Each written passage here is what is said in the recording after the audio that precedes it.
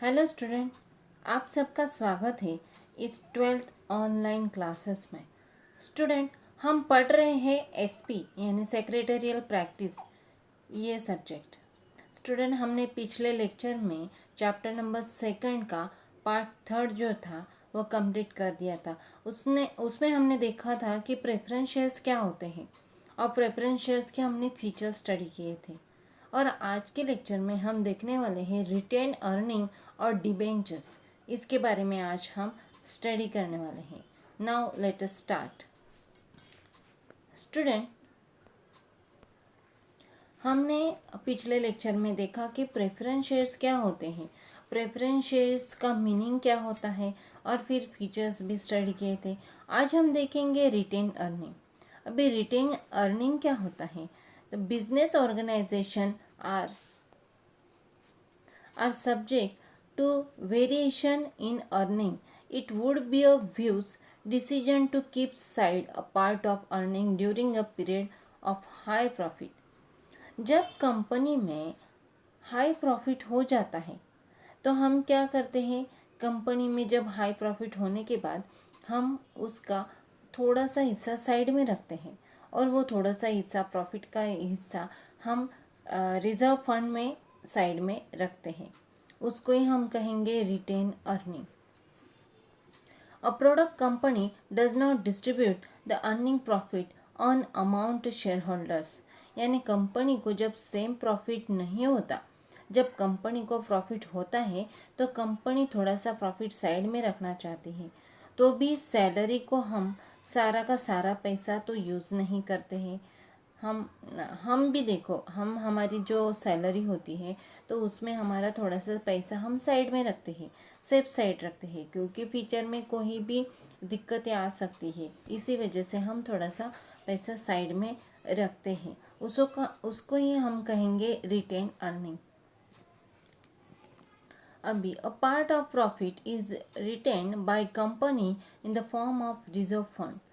These reserves are the retained earning of a company. The sum total of retained earning gets accumulated over the year. These accumulated profits are reserved in the business rather than distribute as a dividend. यानी और जो समझदार share holders रहते हैं तो वो क्या करते हैं, सारा का सारा प्रॉफिट जो होता है वो डिस्ट्रीब्यूट नहीं करते, थोड़ा सा वो साइड में निकाल के रखते हैं। और एवरी ईयर्स कंपनी को जब प्रॉफिट होता है तो कंपनी क्या करते हैं, कहीं पार्ट वो साइड में रखती है, उसको हम कहेंगे रिजर्व। अभी एक्यूमुलेटेड जो प्रॉफिट होता है वो ऐड होता है। एक्यूमुलेटेड का मीनिंग क्या होता है? जब पिछले साल हमको प्रॉफिट नहीं हुआ, हमारी कंपनी जो थी वो लॉस में थी, तभी उसका जो डिविडेंड जो शेयर होल्डर्स को देना पड़ता है या फिर इंटरेस्ट देना बाकी है, तो वो पिछले साल का भी इस साल में ऐड किया जाता है, तो उसको हम कहेंगे एक्यूमुलेटेड प्रॉफिट। तो एक्यूमुलेटेड प्रॉफिट वापस से री इन्वेस्ट किया जाता है, यानी वो भी वहाँ पे इन्वेस्ट किया जाता है, डिस्ट्रीब्यूट नहीं करते हैं। The process of accumulated corporate profits and they are the utilisation in business is called retain earning. यानी यहाँ पे रिटेन अर्निंग का जो मीनिंग बताया गया है, retained earning means what? The process of accumulating corporate profits and their utilisation in business is called retain earning. यानी धीरे धीरे अपने प्रॉफिट का, अपने पैसे को, प्रॉफिट हम जमा करते हैं तो वो अपना पैसा जमा करके रखना और उसका दोबारा अपने कंपनी में री इन्वेस्ट करना। यानी हम प्रॉफिट क्या करते हैं, संभाल के साइड में रखते हैं, रिजर्व में रखते हैं, और उसी पैसे हम जो होते हैं बिजनेस में कोई भी दिक्कतें आती हैं या फिर हमारा बिजनेस जो है वो आगे और बढ़ाने के लिए हम उस पैसे को यूज़ करते हैं, उसको हम कहेंगे रिटेन अर्निंग।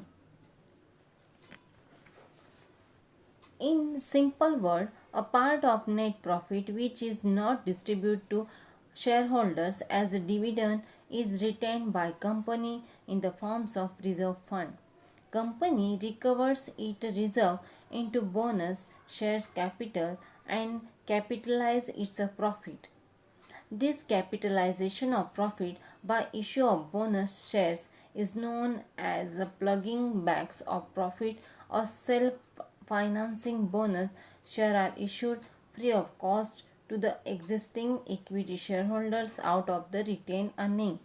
यानी कंपनी के पास पैसा है वो फंड अपने यहाँ पे लाते हैं, जो कंपनी के फंड होते हैं वो अपने यहाँ पे लाते हैं, तभी कंपनी उसमें का एग्जिस्टिंग जो शेयर होल्डर्स होते हैं तो उनको फ्री ऑफ कॉस्ट वो बोनस शेयर्स भी देते हैं।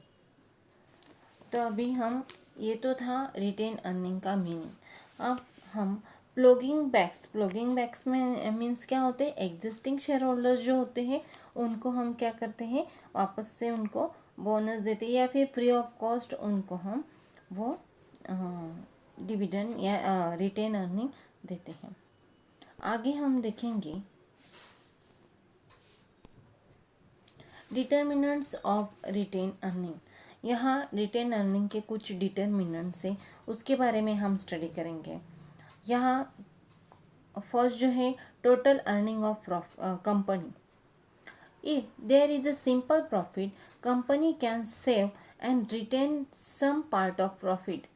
More the earning, a company can save more, and attitude of top management also determine the amounts of retained earning.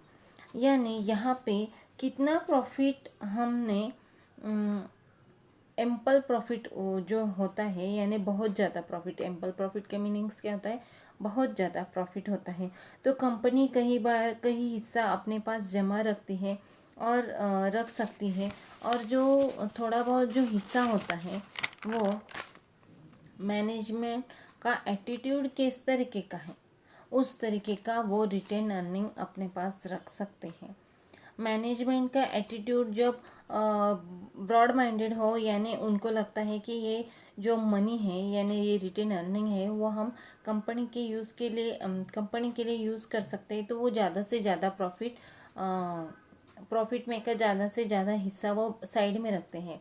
और उनको वैसा नहीं लगता तो वो क्या करते हैं, प्रॉफिट में का थोड़ा बहुत हिस्सा वो साइड में रखते हैं। यानी यहाँ पे मैनेजमेंट का एटीट्यूड किस तरीके का है इस तरीके का एटीट्यूड यहाँ पे बताया गया है, उस तरीके से हम रिटेन अर्निंग देख सकते हैं। Taxation policy. The taxation policy of government is also an important determinants of corporate saving. If the tax lived are at high rate and company cannot save much of the profit in the forms of reserve. अभी यहाँ पे taxation policy, tax जब high होते हैं तो government ज़्यादा tax लेती है तो कंपनी के पास कम पैसे बचते हैं तो वो ज़्यादा रिटेन अर्निंग नहीं कर सकते। उसके अपोजिट जब कम टैक्स लेते हैं तो वो कंपनी रिटेन अर्निंग ज़्यादा से ज़्यादा करती है और ज़्यादा पैसे उसके साइड में रखते हैं। तो इस तरीके का टैक्सेशन पॉलिसी यहाँ पे रिटेन अर्निंग पे डिटरमाइन करता है। Third, dividend policy. It is a policy of board of director in regard to distribution of profit. A conservative dividend policy is needed for having a good accumulations of profit, but this policy affect shareholders as they get dividend at a lower rate. यानी यहाँ पे dividend जो policy है यहाँ पे अपने conservative जो dividend दिया है, यानी बहुत कम डिविडेंड दिया है, ज़्यादा पैसा बचाने के लिए ज़्यादा पैसा नहीं बच सकता। डिविडेंड जब कम देते हैं तो यहाँ पे ज़्यादा पैसे बचेगा, और जब पॉलिसी कई बार डिविडेंड पे ज़्यादा अफेक्ट करते हैं। डिविडेंड जब हम ज़्यादा देते हैं तो पैसे कम बचते हैं, डिविडेंड जब हम कम देते हैं तो पैसे ज़्यादा बचते हैं। इस तरीके का वो एक्यूमुलेटेड डिविडेंड पॉलिसी जो होता है वो भी डिटरमाइन करता है। फिर गवर्नमेंट कंट्रोल्स। अब government is regulator body of economic systems of the countries. It is policies Rules and regulations ensures that the companies work as per its regulation. Company has to formulate its dividend policy is accordance with the rules and regulation framed by the government. यानी यहाँ पे हमें company का government का rules और regulation जो होती है, यानी जो इकोनॉमिक सिस्टम पे जो बॉडी बेट रहती है कंट्रीज़ में, तो it is a political rules and regulation ensure that the company work में वो रूल्स एंड रेगुलेशन भी फॉलो करने पड़ते हैं. जो गवर्नमेंट के रूल्स और रेगुलेशन है वो कंपनी को सभी फॉलो करने पड़ते हैं. तो company has the formulation as dividend policy is accordance with the rules and regulation frames by the government. इसी वजह से कई बार कंपनी को प्रॉफिट भी हो सकता है या फिर लॉस भी हो सकता है, यानी वो ज़्यादा भी रिटेन अर्निंग कर सकते हैं या फिर कम भी रिटेन अर्निंग कर सकते हैं. गवर्नमेंट का कंट्रोल किस तरीके का है उस तरीके से. आगे हम देखेंगे, ये तो थे हमारे 4 जो थे वो डिटर्मिनेंट थे. आगे हम देखेंगे sources of borrowed capital.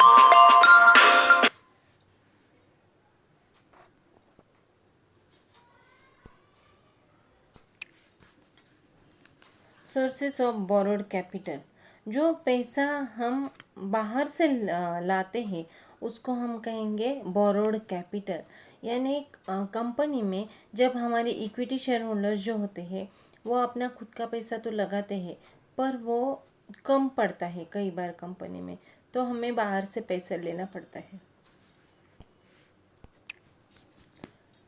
Only onward capital is not sufficient to carry on all business activities of a joint stock company. Joint stock company को कई बार अपना खुद का जो पैसा होता है, ओन जो कैपिटल होता है वो कम पड़ता है. उसी वजह से हम बहुत बार बाहर से पैसा बोरो करते हैं, उसको हम लेते हैं, तो उसको हम कहेंगे borrow capital. To supplement it is own capital. Every trading company is entitled to borrow money. However, it is a normal policy to have any express provision in the memorandum of association. यानी यहाँ पे हम कह सकते हैं कि जो interest पे करते हैं उसको हम कहेंगे बोरोड कैपिटल. और हमेशा ओन कैपिटल काफ़ी नहीं होता, तो बिज़नेस के लिए हमें कई बार कैपिटल लेना पड़ता है.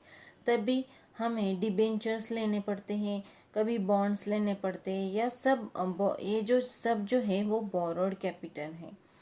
तो एवरी कंपनी जो होती है, एवरी ट्रेडिंग कंपनी को पैसा तो पे करना पड़ता है, पर मेमोरेंडम ऑफ एसोसिएशन में लिखा है कि मेमोरेंडम कहते हैं कि आपके पास पैसे ले सकते हो या नहीं ले सकते, यह उनके ऊपर होता है.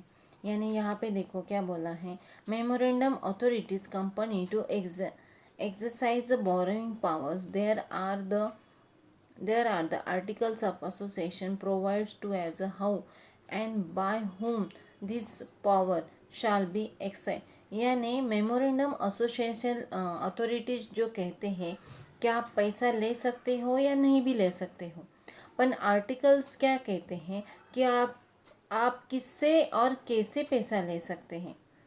इससे डिफरेंट यहाँ पे हमें ये दोनों में डिफरेंट देखा जाता है मेमोरेंडम अथॉरिटी और आर्टिकल्स में.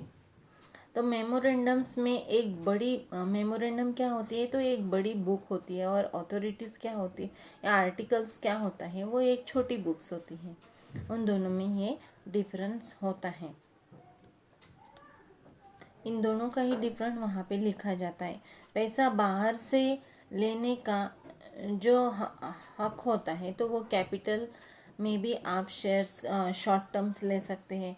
जो बाहर से हम पैसा लेने वाले हैं तो वो हम क्या कर सकते हैं, शॉर्ट टर्म ले सकते हैं या लॉन्ग टर्म ले सकते हैं. ये दोनों हमारे ऊपर रहते हैं, हम कितने पैसे लेने वाले होते हैं, क्योंकि एक पर्टिकुलर टाइम के बाद हमें वो पैसे पे करने होते हैं. वो यानी उसके हिसाब से हमें ये शॉर्ट टर्म लेने हैं क्या लॉन्ग टर्म तक लेने हैं पैसे, ये हम तय कर सकते हैं। आगे हम देखेंगे डिबेंचर्स। अभी आप डिबेंचर्स मीन्स क्या होता है। Debentures are one of the principal sources of raising a borrowed capital to meet long and medium terms a financing needs. यानी डिबेंचर्स क्या होते हैं, वो हम लॉन्ग टर्म भी यूज़ कर सकते हैं या फिर शॉर्ट टर्म में भी वो हम ले सकते हैं। Over the years, debentures have occupied a significant position in the financial structures of the companies. यानी यहाँ पे डिबेंचर एक प्रकार का बोरोड कैपिटल है। वो डिबेंचर पे हमें क्या क्या मिलता है, या हमें डिबेंचर पे इंटरेस्ट मिलता है। हमने पिछली बार देखा कि प्रेफरेंस शेयर्स हो या इक्विटी शेयर्स हो, वहाँ पे हमें डिविडेंड मिलता था। अभी डिबेंचर्स पे हमें इंटरेस्ट मिलता है क्योंकि वो एक बोरोड कैपिटल है। The terms debenture has come from the Latin word debere which means to one. यानी डिबेयर्स मीन्स क्या होता है, वन होता है। In the term, debenture has been defined clearly under Company Act Section 2 bracket 30 of the company act 2013। ये आपको debenture जो है वो एक शॉर्ट नोट्स के लिए आपको एग्ज़ाम में आ सकता है। और मैंने पिछले लेक्चर में बताया नहीं, पर मैं अभी बताती हूँ कि प्रेफरेंस शेयर्स होल्डर्स ये भी आपको एक शॉर्ट नोट्स हो या फिर लॉन्ग नोट्स भी आपको वो आ सकता है। वो क्वेश्चन बहुत बार आ चुका है बोर्ड एग्ज़ाम के लिए। तो आगे हम देखेंगे section bonds and any other instruments of a company evidencing a debts whether considering a charge on the assets of the company or not। यानी डिविडेंड क्या होता है, वो एक प्रकार का इंटरेस्ट हमें देना पड़ता है। बहुत सालों में उसने अपना एक इमेज बना के रखा है बोरोड फंड के नाम पे। ये बहुत सारी कंपनीज डिबेंचर के नाम से लेती हैं। डिबेयर मीन्स कोई भी ऐसी चीज़ जो मांगना, उसको हम कहेंगे डिबेंचर।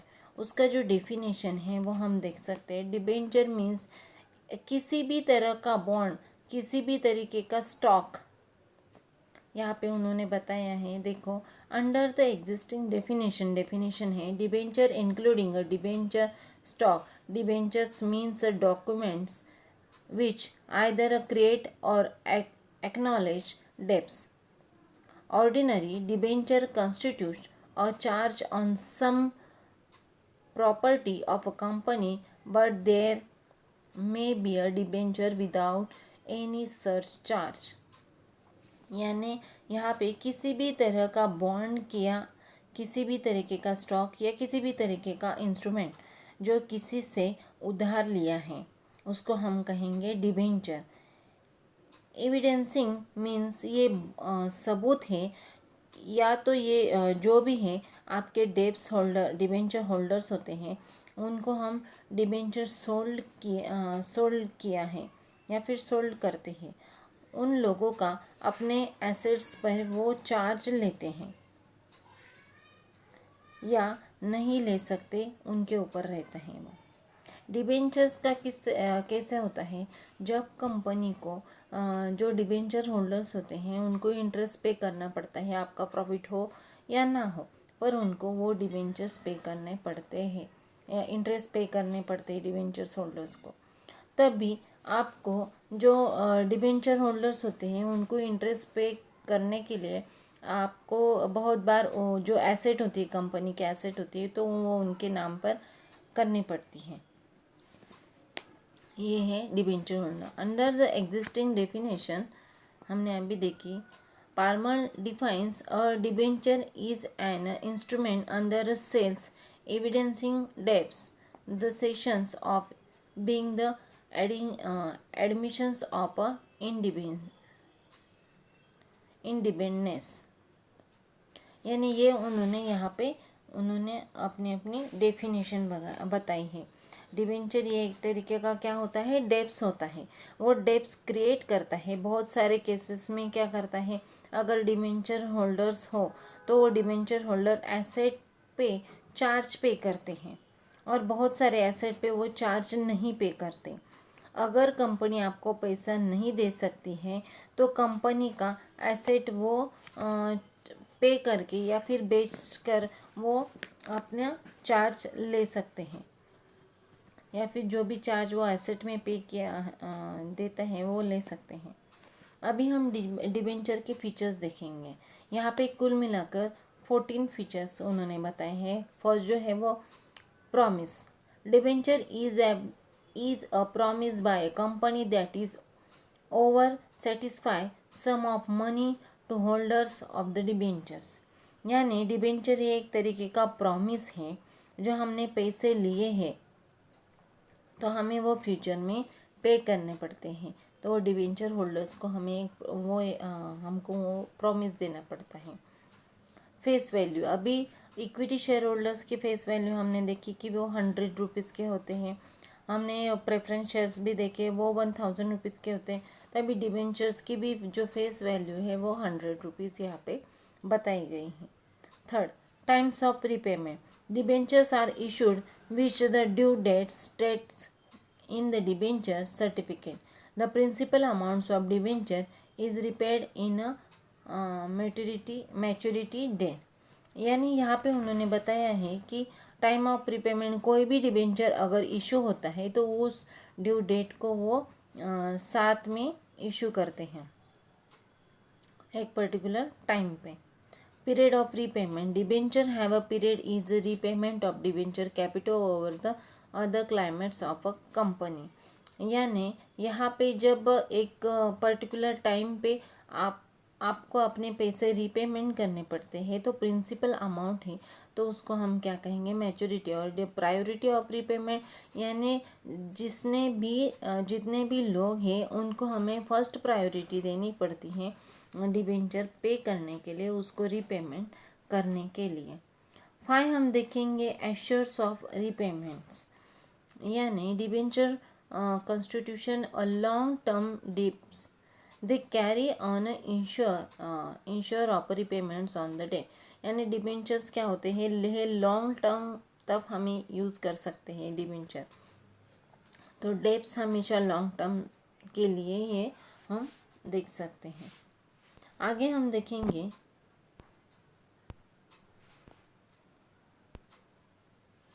6 point interest. तो अभी हम डिबेंचर पे हमें इंटरेस्ट पे करना पड़ता है। A fix rate of interest is agreed upon and it's paid periodically in case of debenture। Payments of interest is a fixed liability of a company। It must be paid by company in respective of the fact whether the company make a profit or not। यानी interest यहाँ पे बताया गया है कि debenture पे हमें interest पे करना पड़ता है। जो भी उनका रेट होता है upon the agree upon the paid priority periodically in a case of debenture. यानी जो पीरियड है उस पे हमने जो रेट लगाया है डिबेंचर पे, वो रेट पर हमें वो इंटरेस्ट पे करना पड़ता है।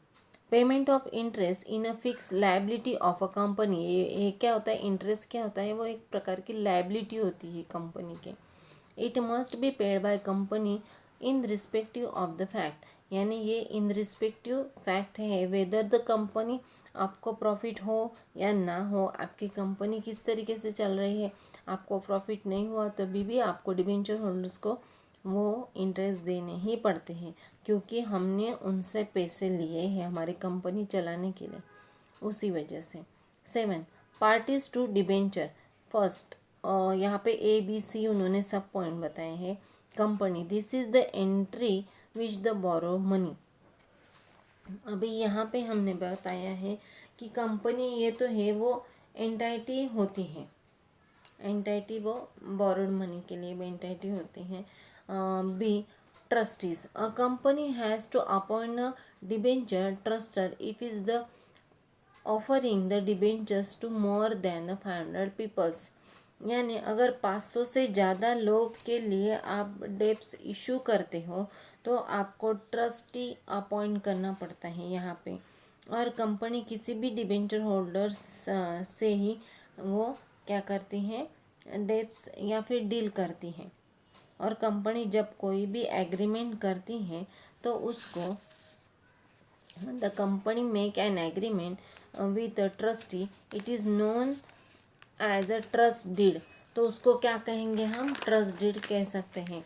It contains the obligations of company, rights of debenture holders, powers of trust etcetera.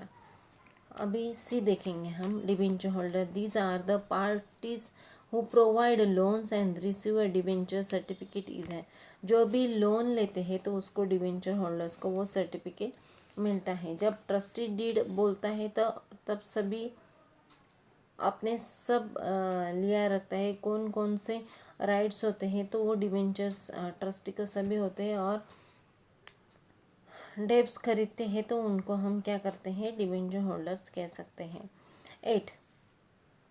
Authorities to issue debentures according to Company Act 2030 section 179(3). The board of director has the power of issue debentures। यानी board of directors को ये right होते हैं कि वो debenture issue कर सकते हैं। 9. Status of debenture holder, debenture holder is a creditor. वो क्या होते हैं, क्रेडिटर्स होते हैं कंपनी के। Since debenture is a loan taken by company, interest is payable on it is a fixed rate at a fixed interval units, the debentures is redeemable।